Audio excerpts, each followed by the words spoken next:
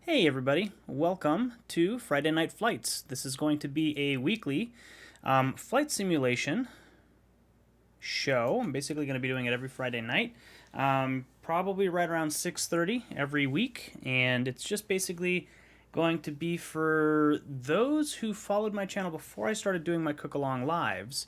I used to do a lot of flight simulation tutorials and just kind of showcases of individual missions and things like that. And so I figured that since I've been doing my cook-along lives for quite a while, not all of y'all necessarily want to see me cooking. You guys want to see flight tutorials, you guys want to ask questions about aviation. I'm not a certified flight instructor. However, I am happy to talk to you guys about aviation, talk to you guys about flying, and show off some DCS World stuff when that comes out. Also, X-Plane. Right now I'm working towards my instrument rating in the real world and flying through X-Plane, having some missions planned out, some instrument approaches and things like that set up to go and practice, and let you guys kind of tag along.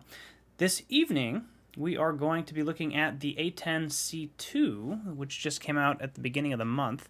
For those of you who started following me a while ago, I did my Su-25T tutorial series, and then shortly thereafter I started doing a couple of A-10 videos, and the A-10 is actually kind of the first plane that got me into DCS World back in the day, and I figured since they were releasing the new version and the upgrade to it was only $10, I picked it up, and I'm very excited to see kind of what they've done and where it goes. I've seen some flight model improvements have come, and they've removed a couple of things and added some other little quality of life things. So what we're going to do today is we're going to put together a real quick mission, and I'm going to hop in the plane and see if I can remember how to start it up. So feel free to ask things in the chat. I know that there's a chat room on YouTube, there's a chat room on Twitch and on Facebook. So if you guys have any questions about the A-10C Warthog, I'm happy to ask them. A couple of people have actually commented on my videos asking me to bring back, do an updated version of the Su-25T tutorial series, the first real video series that I did on YouTube. And I am thinking about it. I'm thinking about doing that, the FA-18 Hornet, the A-10C, some of the planes that I started with. So I'm going to go ahead and throw together a quick mission, and I'm going to talk a little bit about what drove me to actually put the original Su-25T tutorial series together. And I'm actually going to come down here to Mission Editor. Let me know if the audio is fine. I think the music is low enough this time. I've done Mission Editor tutorials before where the volume was way too loud. So let me know if that's the case. Let me get rid of this SRS thing. We're not using SRS tonight. And let me flip up my keyboard things. There we are. So, back in the day, I got into a little game called DCS World. Actually, DCS A-10C Warthog with a friend of mine. And my friend's name was Sam. Sam and I jumped in. We really got into flying the A-10C, the Su-25. And we have kind of like a, standard group of friends that we've all been hanging out for over a decade, probably close to 20 years at this point. And let's see, we'll start from Beirut. Sam and I wanted to get the rest of our friend group kind of involved in DCS World. Now, for those of you who do fly in DCS World, it's not the most intuitive game to get into. It is kind of detailed. A lot of buttons you gotta click. I guess we'll start at the S's. And so I wanted to, and for those of you who don't know what DCS World is, it's a military combat flight simulator. And it's very detailed. All of the planes, well, not all of them, but most of the planes have fully clickable cockpits. Most of the planes have procedures that you have to follow. I want the A-10C II. And we'll put it right there. And so the learning curve is pretty steep. If you're not somebody who already plays flight sims or somebody who already wants to really get into aviation. It's not the easiest game to just jump into and pick up. So what I did is I decided that I was going to put together a tutorial series for the A-10, I'm sorry, for the SU-25T. I'll just do a couple of Mavericks. That should be good enough. And the way that I wanted to structure my tutorial series is I didn't want anybody, I wanted to come from it from a point of not having a joystick, not having because I've got like a pretty good flight simulator setup, but my friends who don't play flight sims don't really do. And so I wanted to come from it as if I was somebody who was just playing with the mouse and keyboard, no head tracking, at that point VR wasn't even a thing. And I wanted to kind of put together a tutorial series around that. What else do I want? Let's see, you're going to be starting from the ground. And we're going to start from ramp so I can start up. Parking S2, perfect. And I think that's all I need. Let's do one or two other things. We'll put a couple of targets. Where do we want to put them? Let's put them down here. So I started putting the tutorial series together based around that. I just wanted to kind of really quick, really go in depth and get some of my friends into a game where they could just jump in, use a mouse keyboard. If they really, really enjoyed the game, they could grab a joystick. That's, totally fine. And worked out pretty well. I had a good time putting it together. I got a good handful of my friends in there. And let's see. I'll pick Kazakhstan. Sorry. Nothing against Kazakhstan, but I just need some things. I'll do some T-72s. I'll just put 2 out here. Oops. Do 1 of 2. We'll move the second one. No, I don't want to. No waypoint. Go away. There we go. So the tutorial series was actually pretty good. Had a good time putting it together. A good time filming it. Took a lot of time. It was a pretty big investment of time. Oops. Let's go back. Did it save? Okay, so it's got that. Let me go File, Save. And we'll call it... Sorry if you can hear my dog in the background. Call it Syria A-10C II. Test. And now we'll go fly. So I basically wanted to put it together as if I had no hardware, and it went really well. Got a really good tutorial series put together. Got a good handful of friends into the game. They all ended up getting joysticks. Took a lot of time to put it together, so put together a Patreon page around it. Oh, you know what I didn't do? I got to do this again. Didn't add me as the pilot.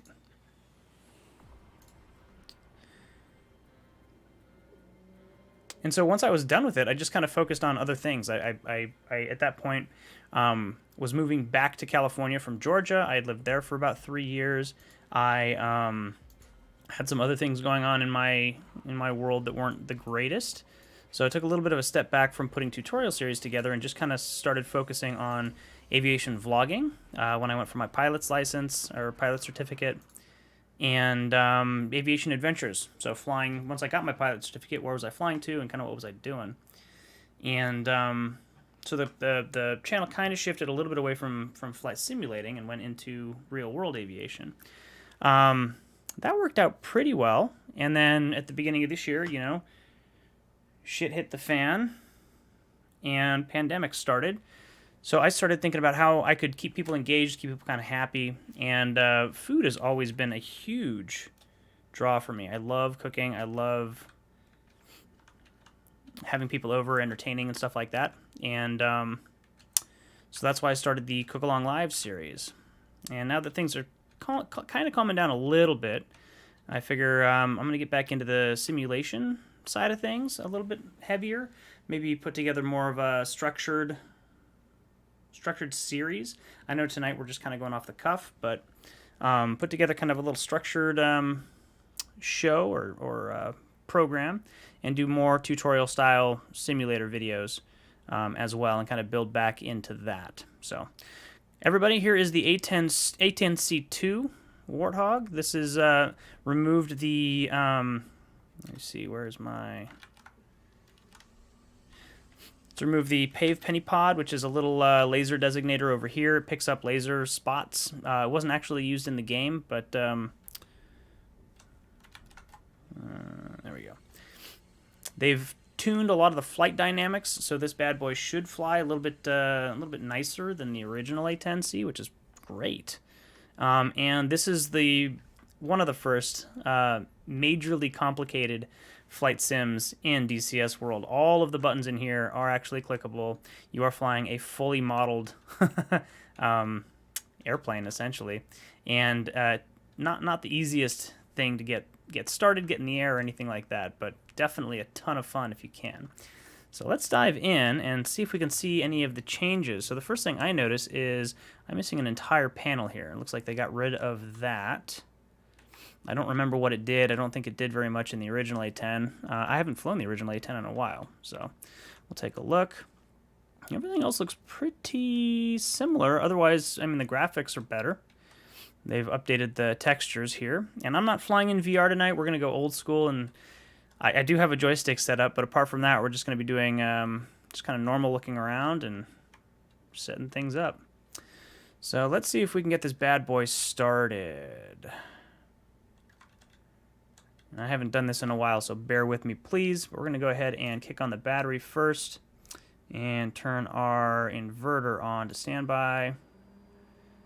Our AC generators are on, which is great. Let's come and look down here. I don't think there's anything, but I do think what we want to do is turn on our APU. So the APU is the auxiliary power unit, and basically what it is it's a small motor over by the engines that when you kick it on, it generates enough power so that the engines can start. So we'll go ahead and kick you on. You guys should be able to hear that going in the background. Looks like our fuel pumps are on. In the original one, those bad boys were turned off. Now what I want to do is actually turn my ejection seat, arm it. And we're going to come and look at our APU gauge. And we got this guy up at 100%, so he should be good. And now, I've got an A-10 Warthog joystick, basically, so it's got like the throttle set up and everything. So I think from this point, I just start the engine. Let's see, fuel pumps are on. I think that's all I've got. I could pull up a checklist, but where's the fun in that? I'm going to take a look at my left engine, and we'll kick him on. Let me double check and see. Yep, that did kick over. Our engine is starting to turn. Cool, so we'll look at our gauge.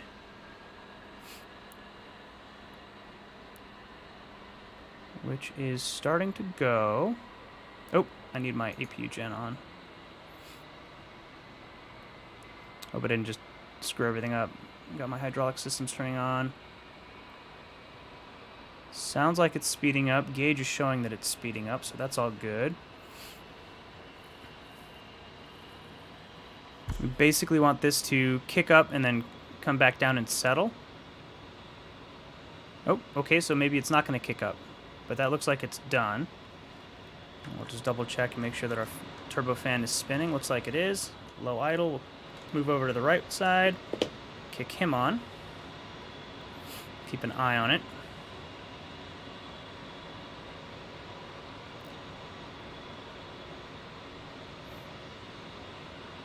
Oh, you know what? Let me check the...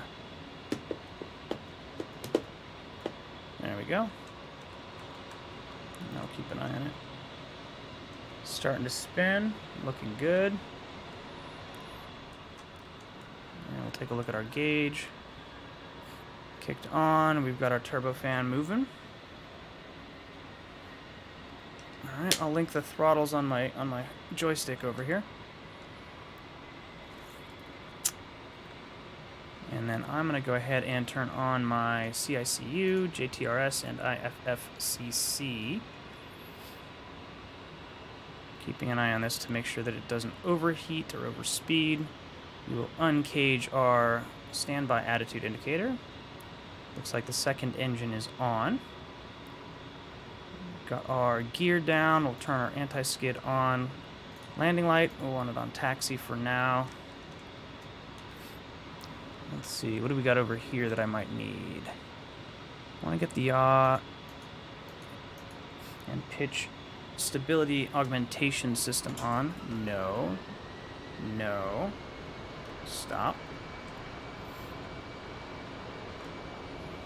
Alright, so I obviously have something cross-bound, so let's go and check that. Adjust controls, where is my axis assign? Throttle both. What is this? Rudders. I don't want my rudders controlling my throttle. Go away. What else do I have? Rudders are also doing pitch and roll. So that is not something that I want either. Let me just double check that this is the right. Oh, you know what? I don't even have my rudder plugged in. That's interesting. Pitch, roll, slew, throttle left, throttle right. Do I have anything else set up for throttle? No, doesn't look like it. Zoom view. Alright, there we go. Crisis averted. Alright, so from here I'm basically just going to kind of come down here and turn on my CDU and EGI. And I'll switch this over to plan. And we want to get our pilot oxygen on. Where is that switch? And we can also turn off our APU gen power and APU switch. Pitot heat is there. Oxygen? Am I just blind and not seeing the oxygen switch? Oh, it's already on. Cool. Alright. Let's zoom out just a bit. And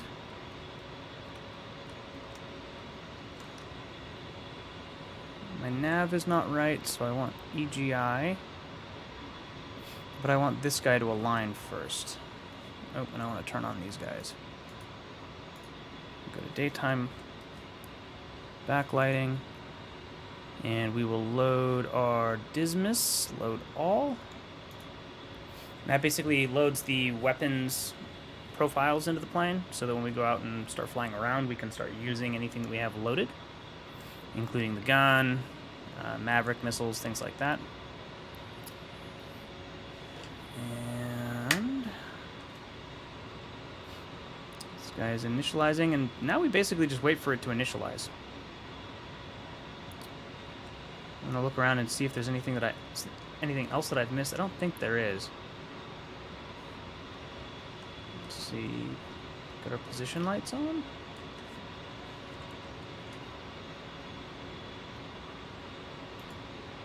John flashing. And anti-collision lights on as well. I don't see them.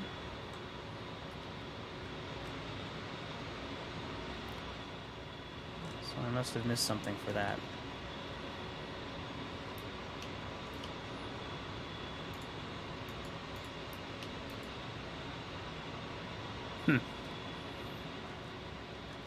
Alright, well, that's fine.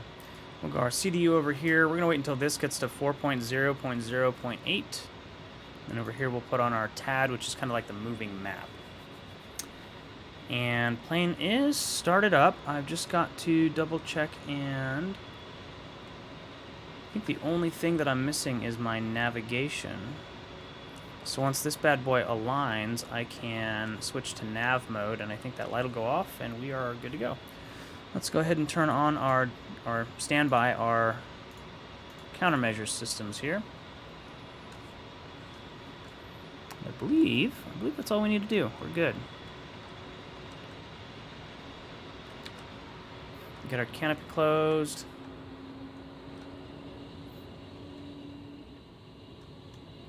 And then once we get all of our navigation aligned, we will get up in the air. So navigation in this guy takes about 4 minutes, I believe, to finish aligning. We're probably about halfway there.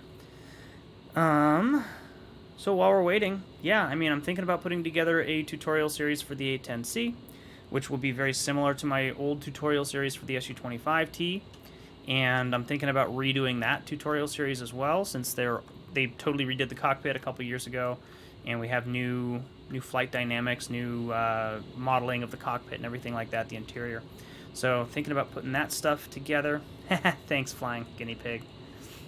And then possibly something for the FA-18. I have the most fun flying the FA-18 right now. I really, really love carrier landings. That's like my jam at the moment. Although I don't know all of the systems all that well, so I will have to learn those. And back when I put together the Su-25T's tutorial series, I mean, a lot of it was looking at the manuals, looking at what Eagle Dynamics provided, going through and figuring out how things worked, and then translating that into the tutorial series. I did not have my pilot certificate at the time, so a lot of stuff in the old series is not necessarily correct, what I say, especially when I'm talking about like the altimeter settings. I totally got that wrong, and some of the landing stuff I also got wrong. But all right, so we are aligned. We're at 4.0.0.8. We'll switch over to nav. Let me check if that gets rid. So that got rid of that warning light.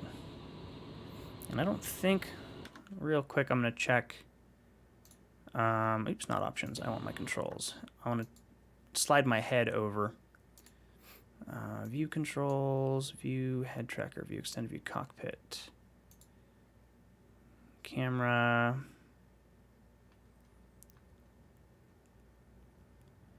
There's a way to, like, shift your head over. It might be camera transpose mode. Camera move of right control, right shift, numpad 4. Right control, right shift. All right. Let's try that. Right control, right shift, and we'll do 6. All right. EAC, we'll get that turned on. Maybe got to switch this to EGI. There we go. All right, cool. All good. All good. Yeah, Shrike, carrier crashing. Dave. I mean, Shrike is actually one of the friends that I got into DCS. Not way back in the day, but recently. And we have a friend. His name is Dave. He's actually taking great pains to try and land the Vigan on everything, and I think he's pretty much done it. He's landed the Vigan on the Tarawa. I think that's the name of the Harrier carrier. The Harrier carrier. Cool, so we got the plane started up. What's our next step? If we were in the real world, we would, at this point, contact ground and say, hey, we're ready to taxi. We would have a taxiway diagram in the plane with us, but since we don't, we'll just use the F10 map and take a look. I think we'll take off from this runway right here. Which one is this? 35. So we'll turn to the left. We'll take this main taxiway, and then to the right. And then we'll actually start our rolling down from here. So on the runways, our runway numbers align with the magnetic heading of the runway. So this is pointing at 350. And this section of the runway here with the little lines on it, the little arrows on it, you can use it for takeoff. So if you need an extended runway for takeoff, you're in a heavy plane or something like that, you can always use this for takeoff. You're not allowed really to use it for landing. You have to land past the threshold. So just a little bit of trivia there in case you didn't know that. So left, right, and then we'll be on the extended runway threshold, and we can go and take off from there. He does still need to land the Vigan on a battleship, 100%, or a cruiser or something like that. All right. And let me see if I think my brakes are on backwards. Oh, actually.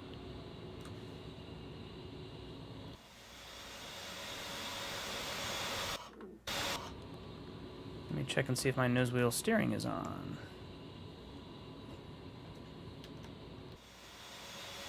There's nose wheel steering. I don't think my rudder pedals are plugged in. 2 seconds. Urgh.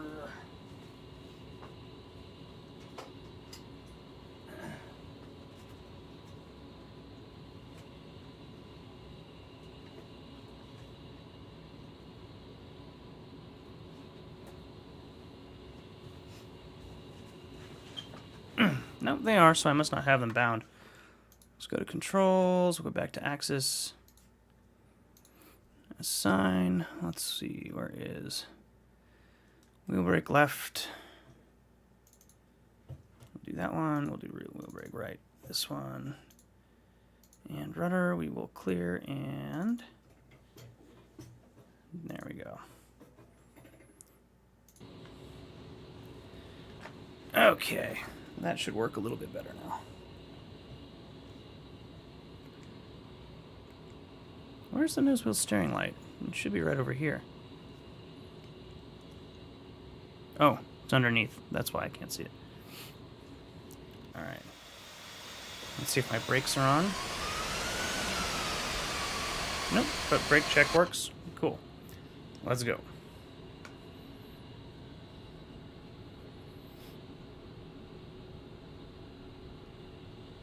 What's the best thing about the A-10C? Are you asking me, or are you trying to... Oh, the F-16 air-to-ground missiles. Yeah, I'm not a great F-16 pilot, to be honest with you. Also, the game is running really choppy, and I'm not sure why. Usually it runs really good.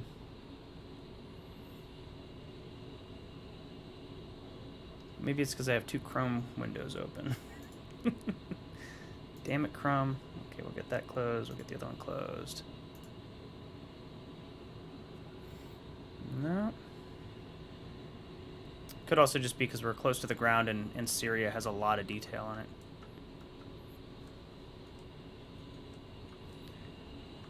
Alright. Oh, and I got my mirrors up. Let's see if I can get rid of them. That sped some things up.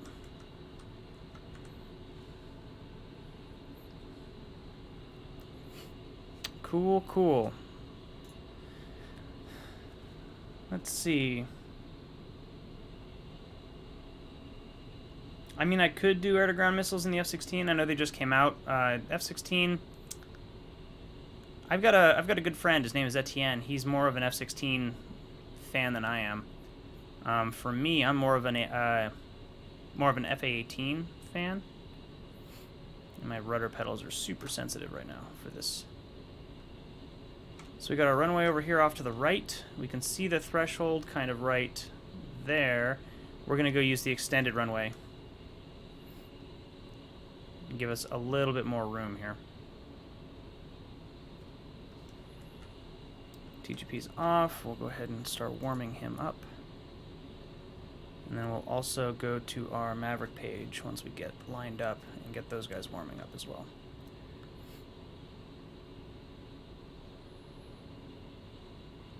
Alright, if we were in the real world, we would have stopped right at the runway here and asked for takeoff clearance, at which point the tower would give us takeoff clearance or tell us to hold or whatever. And we're lined up with the runway. Double check everything looks good. Let's switch over to our Dismas page. No, I want to go to my Mav page and I want to turn on my electro-optics on. We got a 3-minute counter until those turn on. So we'll go back to our map page. We are good to go. All right. Double check and make sure all of our control surfaces are working. Looks good. We'll turn off nose wheel steering. Actually, we'll probably keep it on just for now. And we'll turn it off down the runway. And rolling. So our airspeed is on the right, I believe. Nope, sorry, it's on the left. And our altitude is over on the right. So airspeed is alive. We're going to wait until we're at about 130 knots. And we'll start pulling back on the stick.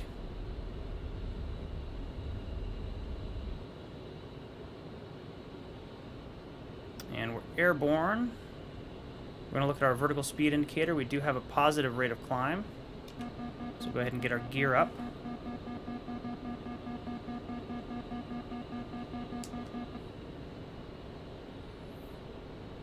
just start trimming the aircraft for level flight here.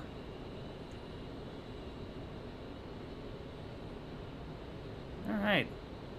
It's pretty painless. Other than y'all having to listen to me talk. I don't know that my trim is actually working. Yep, don't think my trim is bound. Oh well.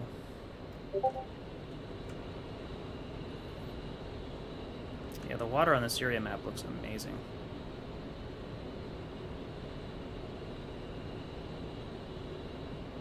Once we get back, I'm going to go and grab one of these cabanas, get a Corona or a Modelo, just kind of chill for the rest of the evening. Happy Friday, everybody.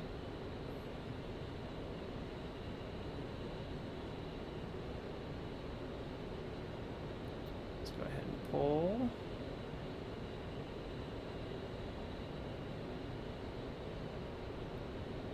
And that feels a lot better than it used to.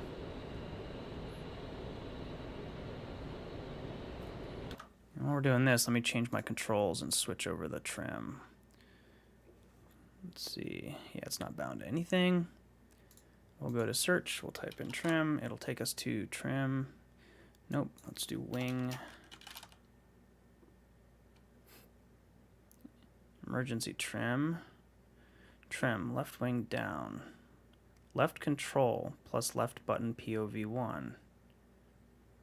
Why are you doing left control? Left wing down. I just want it to be joystick.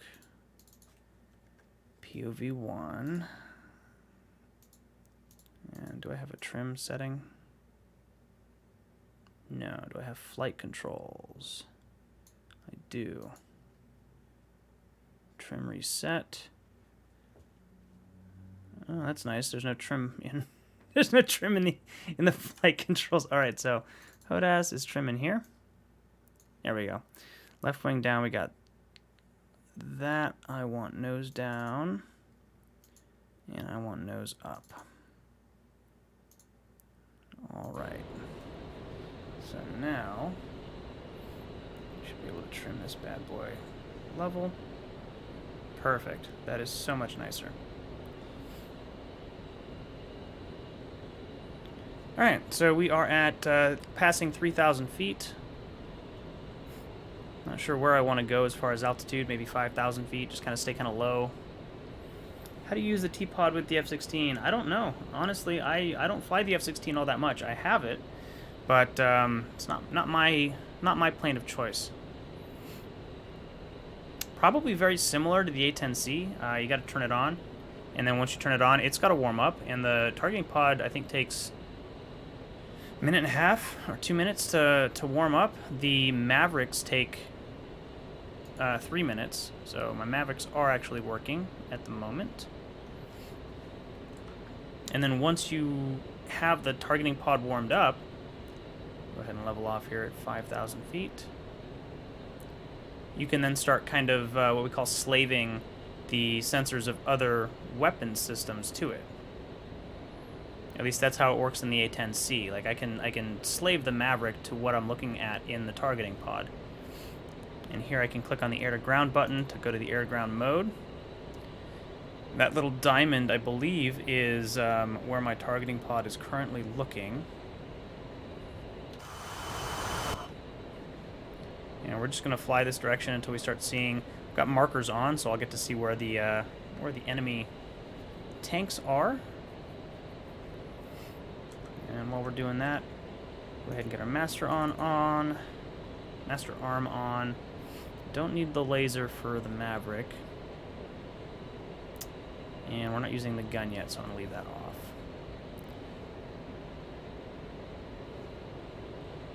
Alright, sensor of interest. I want you to be the sensor of interest. So now I should be able to slew. Yep, so I can look around. Oop, it's backwards. So down is up and up is down. And then, let's see, there is no...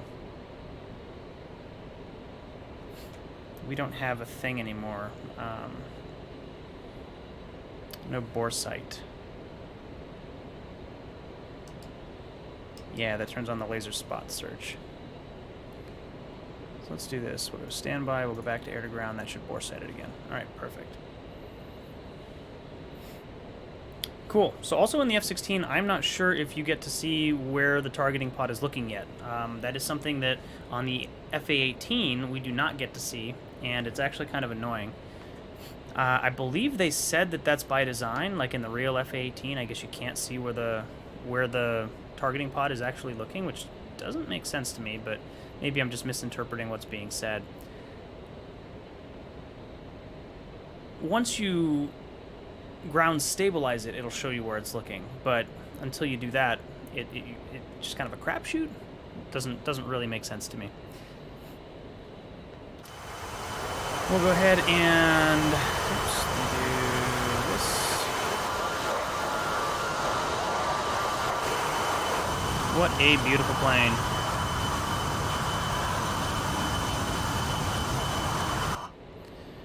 Just keep going until we find our targets. They should probably be here in this clearing area. We should start seeing a couple of red dots.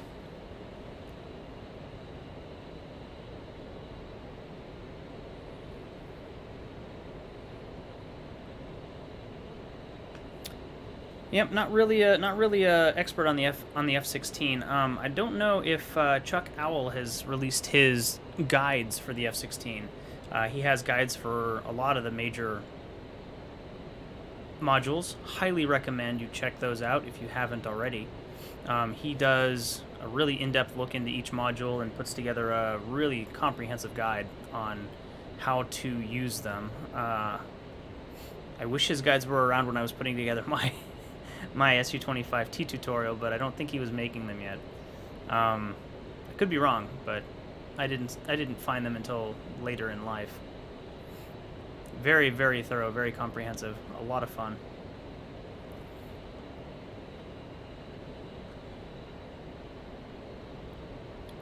And the game does look like it's picked up a little bit, so probably just the amount of detail on the ground is making my computer chug.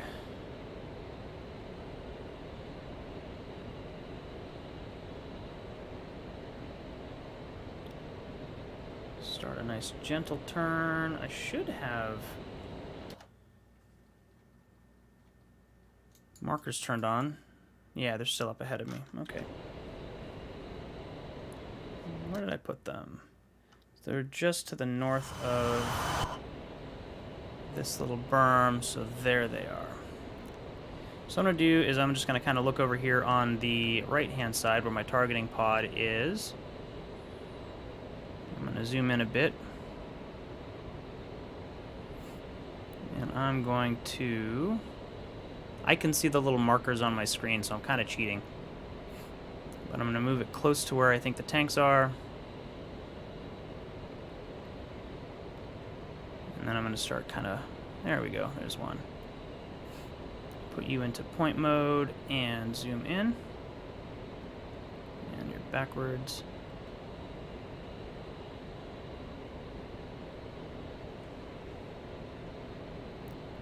I should have set that as my position. Now I can switch over to my Maverick over here, and I want to change to my CCRP.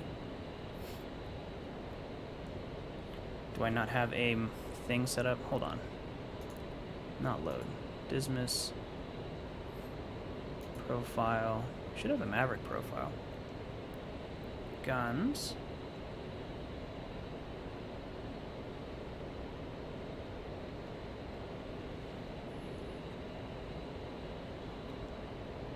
CCIP. Manual release is not what I want. Well, let me just do this. Maverick. Profile on, profile off. Alright, so now I am not remembering how to do this. CCIP. CCRP. I don't have a CCRP. CCIP.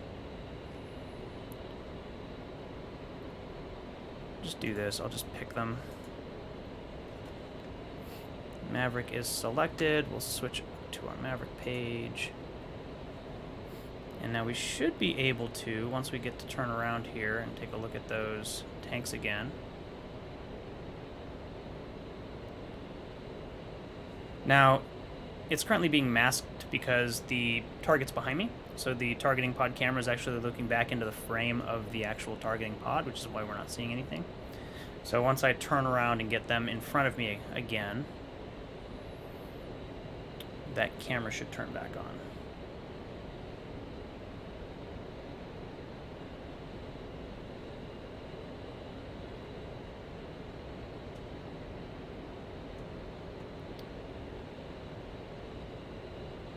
There we go.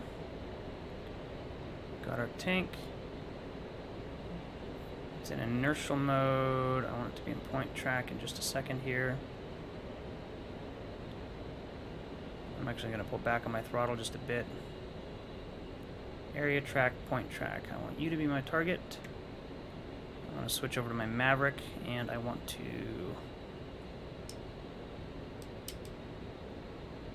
Nope, that's not doing it. There we go. And we are locked. And... rifle. Pull off target here.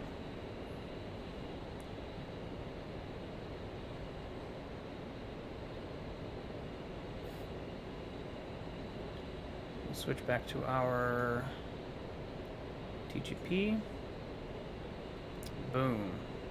One target down. Zoom out. We'll take a look at the other target, which should be to its left.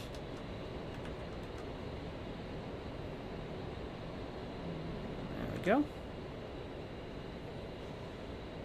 So now that we're going to be flying past it, the camera is looking off to the left. It's going to be obscured by the targeting pod itself again. So we're just going to head this direction. Now, one thing that you'll notice is now the plane wants to list, or kind of lean, or bank, I guess, to the left. And that's because we fired a missile, which is about 2,000 pounds, off of our right wing. So we actually have to retrim our right wing down just a bit to offset the fact that now we're not carrying an extra 2,000 pounds or whatever a Maverick weighs of weight on our wing. And we're just going to fly this direction for a little bit, give ourselves some time. We do have a distance meter right here, so we're about 4.2 miles away from the target right now. And by the target, I mean where the targeting pod, this camera, is tracking, the point that we've set as our point of interest. So we'll get about 7 or 8 miles away. We'll turn back in. And then we will see about looking at that second target. Now I'm going to do a high alpha turn to point back on the target. The original A-10C would not let you turn very sharply, very, very strong. 7.5 miles. We'll go ahead and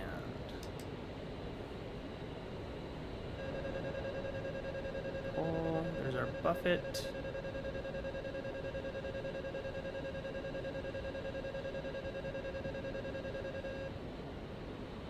Not bad. I do still have a bunch of weight on the wings, so it doesn't really surprise me. Let's go back to our Dismas. We'll switch to the other wing. And we will zoom in, take a look at that second target if we can find it. Should be right around here. There it is. Oops. We'll set that as our target of interest. We'll come back over here, go to the Maverick. We'll set you as our sensor of interest, and then we will lock, click, and rifle.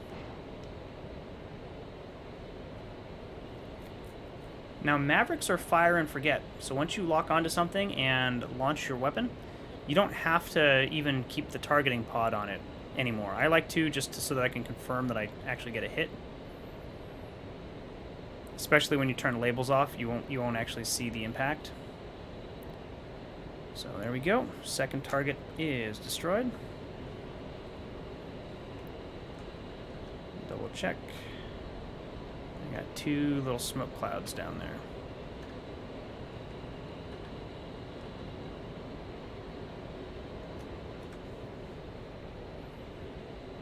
All right.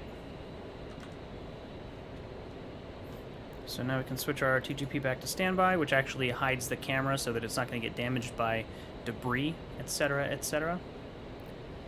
We can safe our weapons because we're no longer using them. Let's go ahead and play around with the gun, though.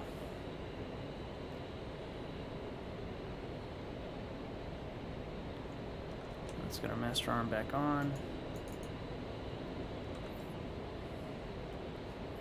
Now, they just recently updated the sounds for the gun. I have not heard what it sounds like other than in their little promo video for it. So what say you we just double check and make sure that those tanks are no longer functional. We'll go ahead and switch back to our TAD. Now, the A-10 has a very powerful cannon, the GAU-8, 30mm, and it's so powerful that it'll actually kick the nose of the plane up. So they had to invent a system called the Precision Attitude Control System, which actually modifies the trim of the plane so that when you pull on the trigger, the nose doesn't kick up. Pretty interesting. So we're going to focus on this bad boy right here in front of us.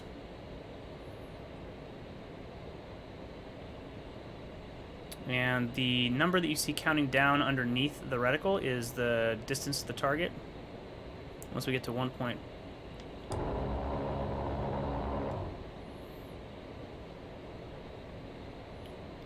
Not bad. Looks like they fixed the spread on it too.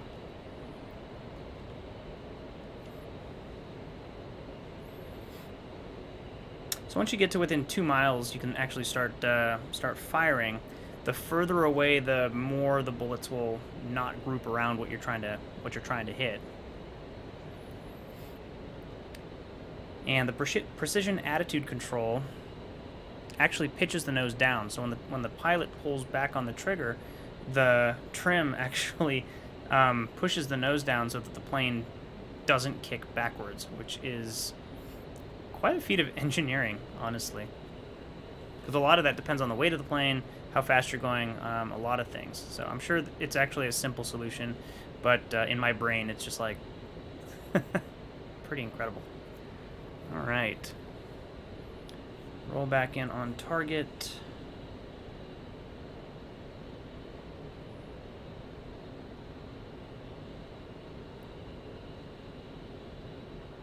Now, what would you all like to see next Friday on Friday Night Flights? I'm thinking about putting together some kind of a mission, maybe having some friends join me, and doing some kind of a coordinated thing. What plane you want to see? What map do you guys want to see? Right now I'm flying on Syria.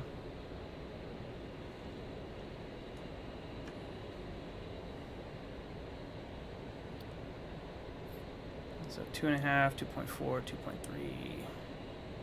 You'll notice that the reticle starts unwinding once you're in range.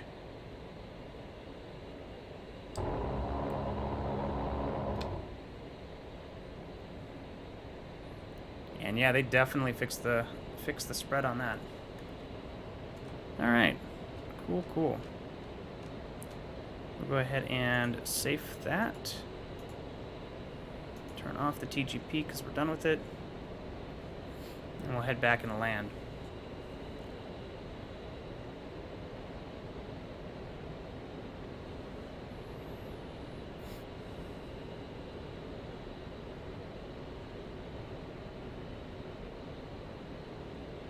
And for those of you who do watch the cook-along lives, this week we're doing pork Diablo, pork tenderloin Diablo. It's a pretty awesome dish that Chef John from foodwishes.com put on his blog a long time ago. I've actually been cooking it every so often for the past several years. He also has a really, really tasty black cherry pork as well.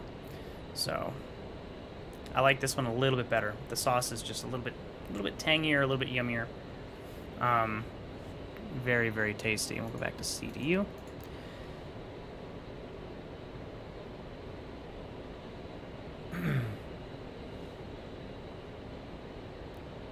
And then in the real world, I would probably be contacting Tower about this point and saying, hey, we're 10 miles to the south. Beirut Tower, A-10C, whatever, 10 miles to the south. Inbound for landing with whatever the weather is. Once an hour, they update the weather at the airport, and they give it a letter code, so A through Z, so Alpha through Zulu.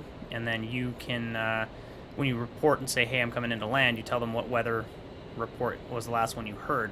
That way they know that you know what the conditions are at the airport. Because the winds can change, all kinds of stuff can change.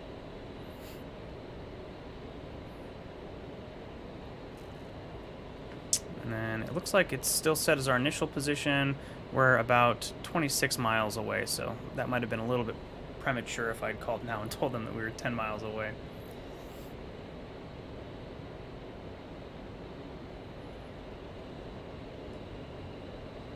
Yeah, definitely digging the A-10C II. The Syria map is gorgeous. It does look like it's impacting my frames now a little bit more than it was when it first came out.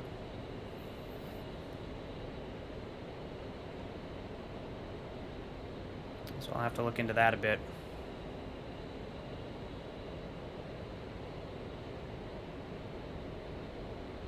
Would you guys be interested if I played any of the campaigns?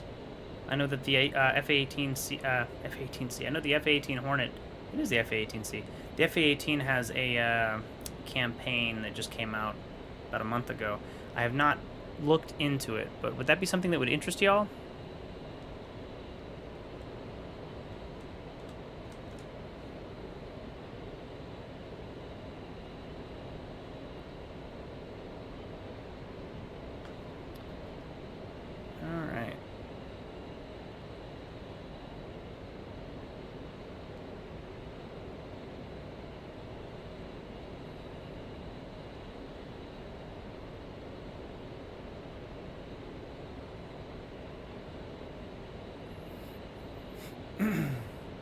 Heading back to land, I would have called and gotten the weather. About 18 miles away from the airport. We can see that right here. 17 miles now, about 3 minutes. We're going to start our descent. We're going to do that by pulling our power back. And the plane will start descending. And just need a gentle descent.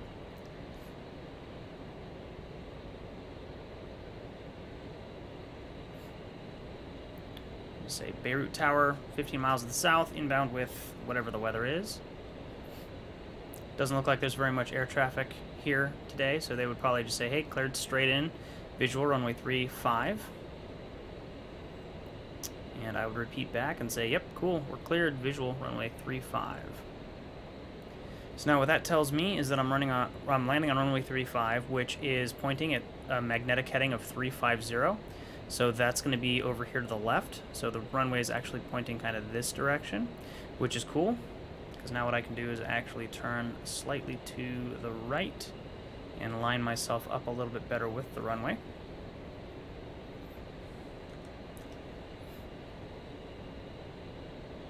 And we're descending down to about, I don't know, about 1,000 feet.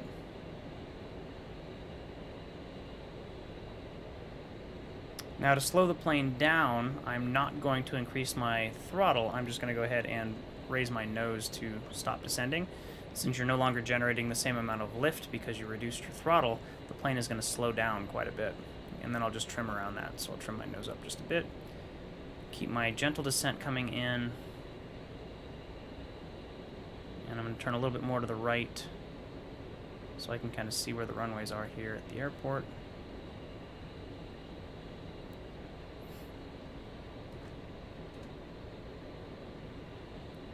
And considering this mountain is over here, they probably would have cleared me to land on runway 17, which is going to be the reciprocal of 35. But since this is a sim, we will just go with it. So this looks like it's the runway that I'm looking for. And when we started, we took a look and we noticed that there is a pretty large displaced threshold over there. So we're going to land past the normal threshold of the runway. We can't land on the displaced threshold. And reduce our throttle a bit more because we're going to have to descend here.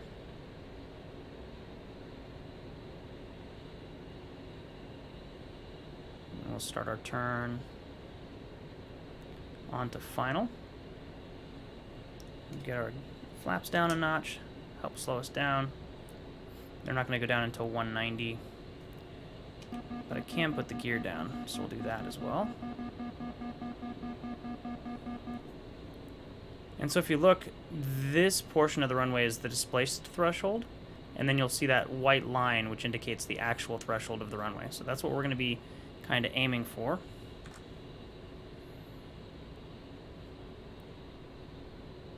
One notch of flaps at 190 knots.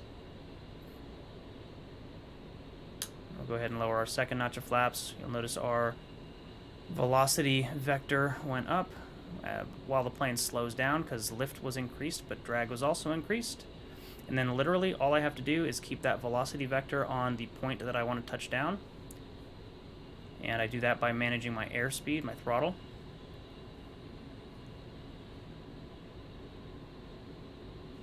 And then that is where the plane will set down.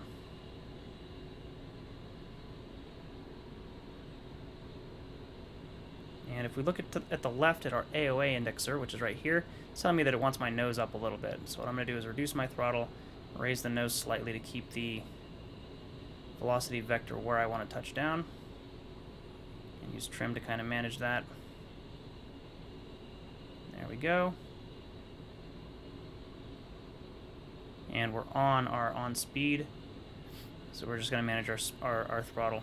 And then just before we get to the runway, we'll flare, and there we go. Nice landing. Throttle to idle, and brakes.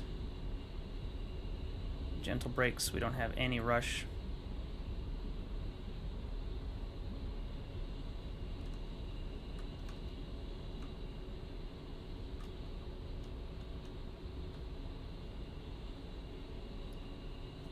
Get our flaps up.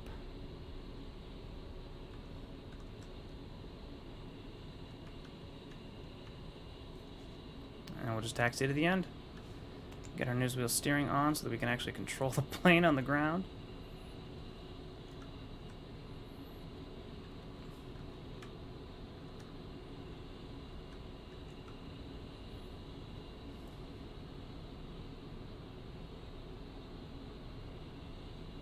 And there we go.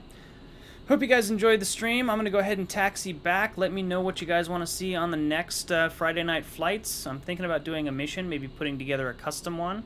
Maybe updating my mission that I designed, asset extraction, and seeing if I can get a couple of friends to join me. And we'll go and rescue our rabid bear operative who is down by Vladikavkaz over on the Georgia map. And we'll go and pick him up. That would be kind of a fun blast from the past, for sure.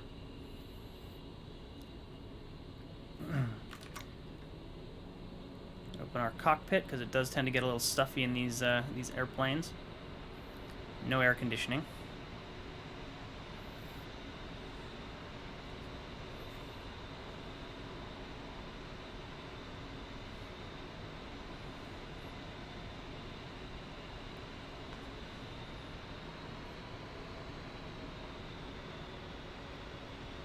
We'll just go ahead and taxi back to where we started. Let's see, we're here. Taxi diagram, we're just going to keep going, and we're going to go park at S2.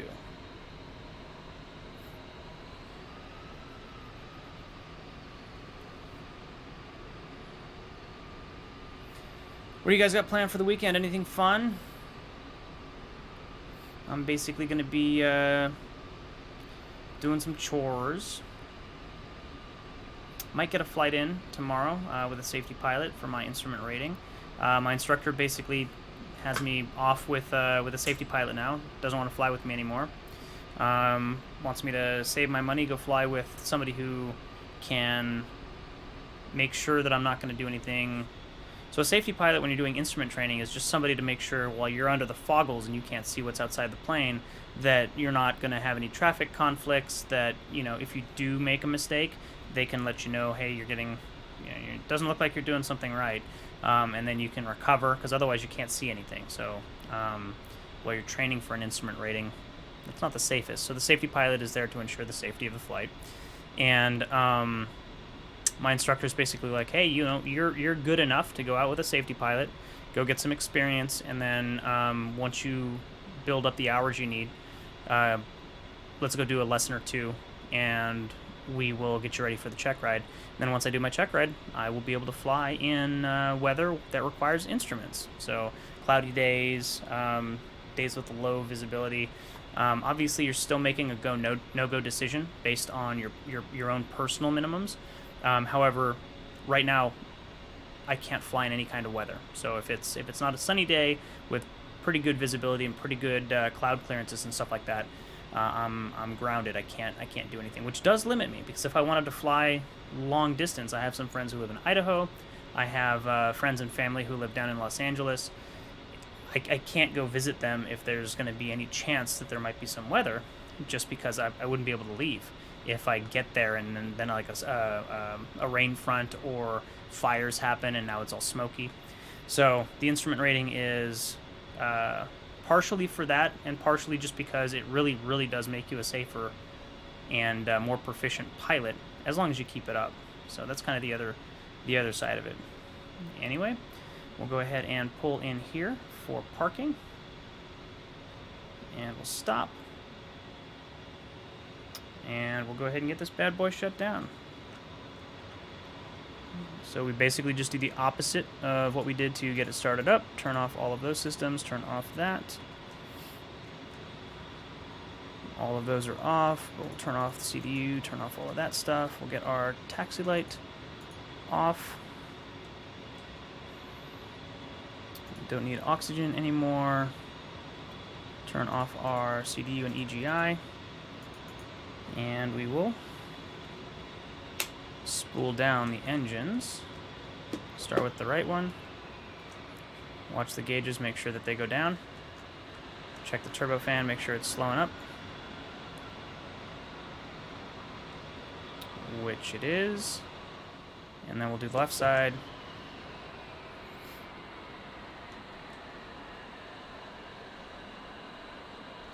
Check our gauges, make sure those are slowing down. Master caution's on because obviously you're turning off systems and the plane doesn't know that you're shutting itself. You know, you're not. Plane doesn't know that you're shutting it down, so it just thinks that things are wrong. So it's flashing everything at you. We don't need our inverter anymore. We don't need our AC power generators, and we can turn off our battery as well. Cool, everybody. Hope to see you next week on another Friday Night Flights. If you enjoyed the video, give it a like. If you like content like this, by all means, subscribe. Like I said, I am going to be doing this on a weekly basis. I'm also putting together a tutorial series for possibly the Su-25T, possibly the A-10C, and those are going to be posted during the weeks. I'll probably get them edited over the weekends, post them during the weeks. So there is more aviation content coming. Obviously, if you like the Cook Along Lives on Sunday, those are still going to be going on. And this week we're doing a pork tenderloin Diablo. Again, that's from foodwishes.com. He did a video about it several years ago, and a really tasty dish. Hope you guys join me on Sunday for that. Other than that, I will talk to you all on the next live stream. Have a great evening, everybody.